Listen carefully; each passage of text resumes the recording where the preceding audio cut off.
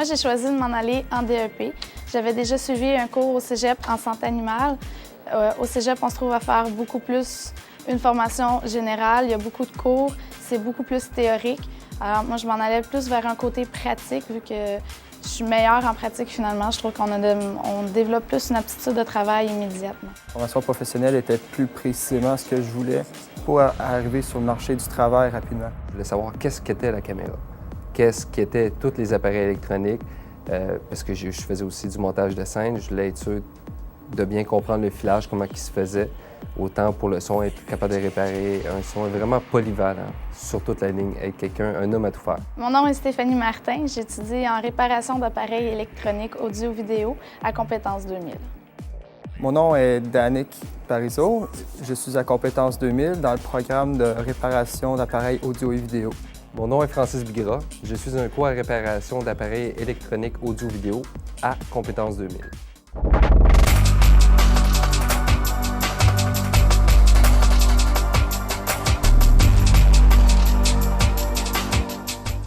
Journée d'un technicien ou d'une technicienne en électronique, il y a plusieurs fonctions qu'ils devront réaliser.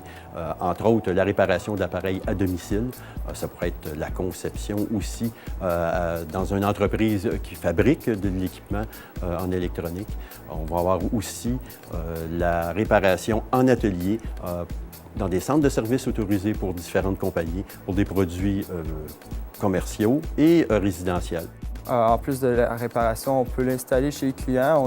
On est qualifié pour faire la calibration de tous les appareils, cinéma maison, audio et même l'installation d'antennes paraboliques. Si un technicien de salle, ça va être faire l'inventaire des équipements, vérifier qu'ils sont tous corrects pour réchauffer la salle. Pour les compagnies où le technicien doit faire de l'installation, que ce soit de cinéma maison ou de câble, il doit s'assurer que tout est bien branché, que la TV fonctionne bien si c'est pour une télévision, que c'est au goût du client, que s'il y a des fils, ça soit bien caché.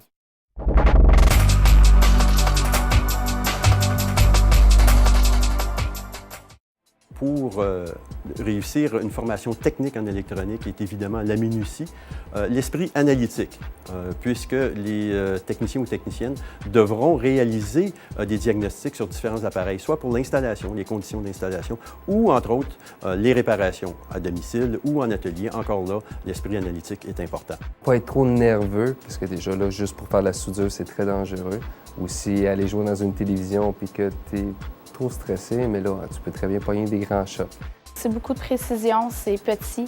Il faut savoir travailler, un bon travail manuel.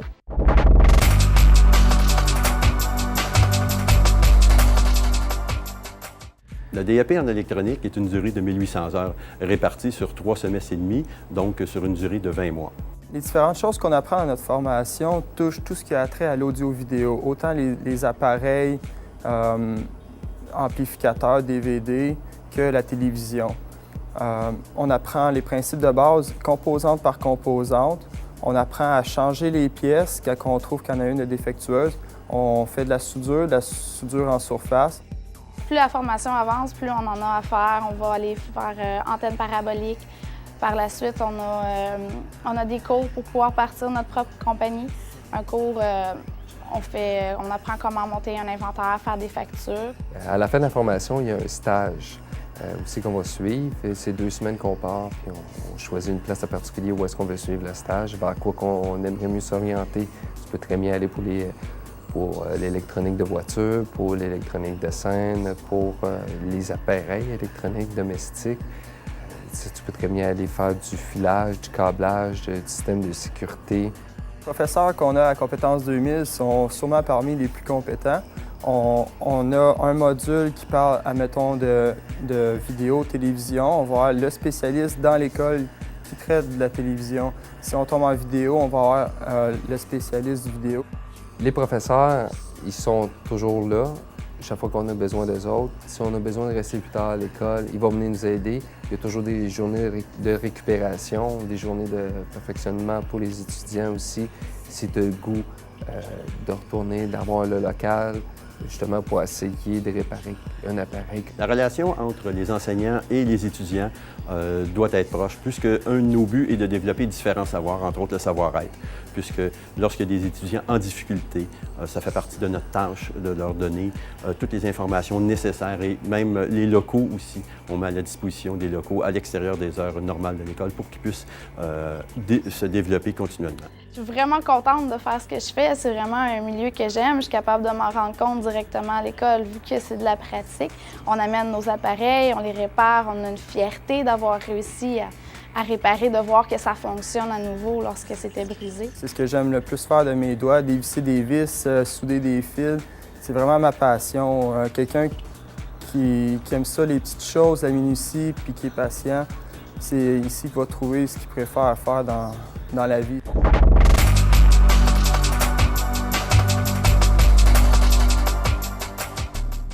La majorité de nos étudiants se trouvent un emploi dans des centres de services. Par contre, il y a toujours des industries ou des multinationales de câble de distribution ou d'interconnexion qui vont les employer pour faire de l'installation commerciale et résidentielle. Et il y aura toujours des étudiants qui vont développer leur propre entreprise comme contracteurs pour des industries d'installation d'antennes paraboliques et aussi ils vont prendre de l'expérience et mettre sur pied leur propre entreprise de service.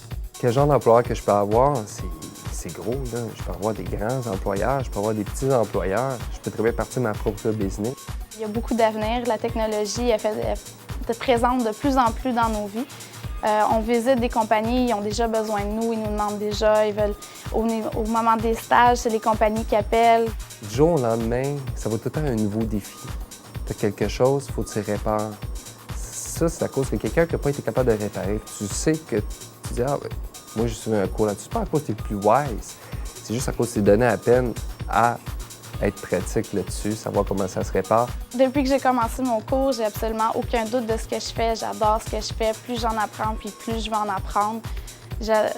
Bref, c'est une place que je regrette pas d'être allée, d'avoir voulu connaître en profondeur. Je recommencerai n'importe quand. En fait, je me trouve un métier, quelque chose que j'aime. Quelque chose de bon, quelque chose que je sais qui va me durer longtemps. C'est un métier de l'avenir. C'est l'électronique. Il y en aura tout le temps. C'est pas quelque chose qui va disparaître du jour au lendemain.